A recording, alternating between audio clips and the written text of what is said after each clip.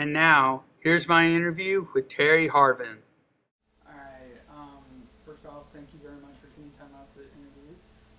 Could I get you to say and spell your first and last name, please? Okay, it's Terry, Terry, Harvin, Harvin. Okay. Now,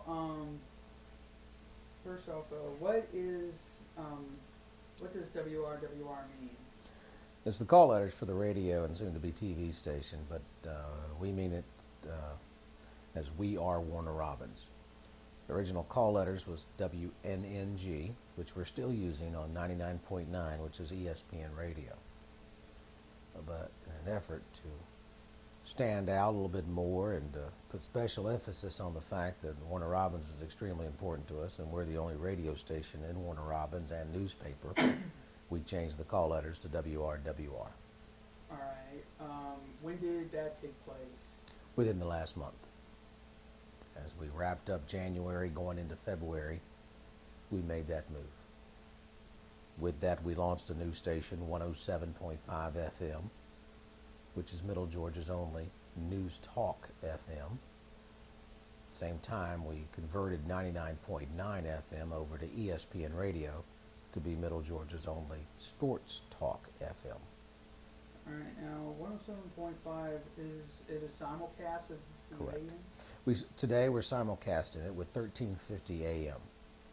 In the future, we'll split that off, and 1350 will have its own format. In particular, well, the goal is to have it done prior to football season because we carry so many of the football games locally. That'll give us 3 stations to carry all the ball games on. All right. Do you know of any format that it will be? Will 1350 stay with News Talk, or will it get a new format? Or It'll get a slightly new format. We're actually looking at a music one called Adult Standards, which is more easily listening music.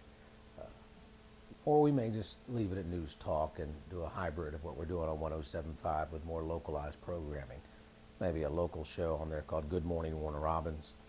Right now we carry nationally syndicated host Bill Bennett in the morning on 107.5. And so on 1350, we may have one of our own people do a show in the morning. Keep it more local. are you looking for more? Are you looking to hire more local talent in the future? We may. I mean, it just kind of depends on all the economic factors involved. Like any business, we have to keep close tabs on the books on everything we're doing. And certainly, if there's somebody out there that we need to bring on board, we'll take a close look at them, yes. All right. Now, what prompt? What was the reason for changing it? Was it like the ratings weren't there? Was it When you say changing, going to the news talk format and the sports? the call letters Okay. and the format? Well, the call letters, again, was to go back because we are Warner Robins' only radio station. We're Warner Robins' only newspaper and soon to be Warner Robins' only TV station. We're locally owned and operated. So to put even more emphasis on that, we felt like the call letters of WRWR, We Are Warner Robins, would really help highlight that fact even more so. Who made the idea to change it to that? The owners of the company, one of the owners is Senator Cecil Staton. And he had a vision for what we're doing in that it's several different media all under one umbrella, Warner Robins Patriot. And again, it's the voice of Warner Robins, and that's what our focus is on, is Warner Robins and this Robins region. As far as the format change is concerned, a lot of folks your age in particular have gotten into iPods and MP3 players and satellite radio and everything else. If you look into that a little bit more, some of your music formats on radio has been the ones that have been hurt by that. But news talk and sports really hasn't. Traditionally, those have been on the AM dial. A lot of folks, particularly your age, really relate more to the FM. So we've taken traditional AM format news talk and sports, put it on the FM dial, and we think that's the recipe for success. So when you in the future, you said that you were looking toward changing 1350 to adult standards. Yes. Would it make more sense to do it to FM since music seems to be on FM? Maybe if you look at it from that, but on our side, on our standpoint, the anchors for us is going to be sports talk and news talk.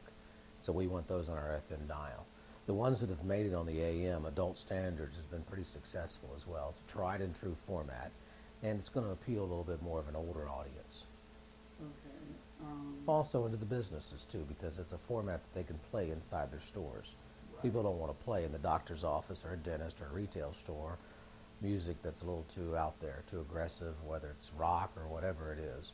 Adult standards is more in line, and it's safe, conservative. So like Tony Bennett. Well, a little bit more than Tony Bennett. Oh, okay. Maybe, a little bit, maybe Michael Bolton. How's that? All right. Now the newspaper. When did that start? How did that come about? That started in roughly August of this past year. And again, it goes to the vision of having several different media under one umbrella. The Warner Robins is one of the largest towns and cities of its size to not have its own newspaper. Right. So we saw it as an opportunity to do that. Newspapers nationwide have taken a hit with subscriptions and readership and advertising. The daily ones have, in particular, the larger daily ones. The newspapers that have thrived or continue to do okay has been locally owned newspapers that are really community oriented, printed once a week. So therefore we publish every day on the internet at WarnerRobinsPatriot.com, and we print one every Wednesday. How many subscribers would you say are currently subscribed to? Well, we're still a new paper, so our subscriber list is not very high. We've been more or less getting out there, giving it away, if you will, in order to increase the circulation, really targeting the businesses right now. Okay. And really pushing it a lot towards the online, WarnerRobinsPatriot.com. It's more about advertising revenue. Advertising revenue increases as you have more people reading the paper. All right. Now, going back to the radio, did you announce that you were going to change call letters, or was it just, sudden? Was it a sudden change? We actually, if you did a soft launch, if you will, but we did use our own media to get that message out. As I said, we have the newspaper and the radio stations and the internet.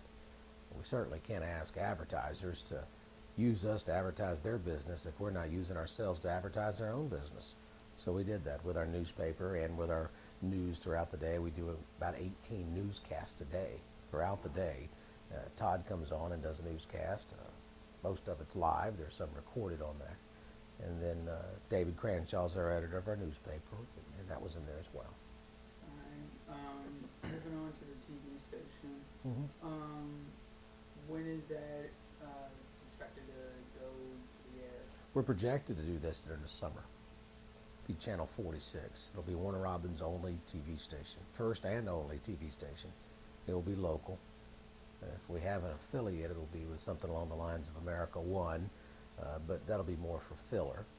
Most of our program will all be local. We'll have a show like Good Morning Warner Robins. We'll have an afternoon show, Good Afternoon Warner Robins. We'll also broadcast some of our radio shows. We'll do some coaches' TV shows. We'll be broadcasting football games. We'll broadcast Mercer Bears basketball. And we'll have some more talk shows, like maybe talk shows focused on Robins Air Force Base. Or Warner Robins Chamber of Commerce could have their own show. The whole focus on it, there's a need, and that's serving the local community. Okay. Now, what in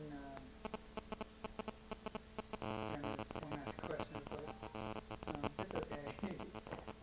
He's going to edit this later. Oh yeah. In part 3, we'll have the conclusion of my interview with Terry Harvin.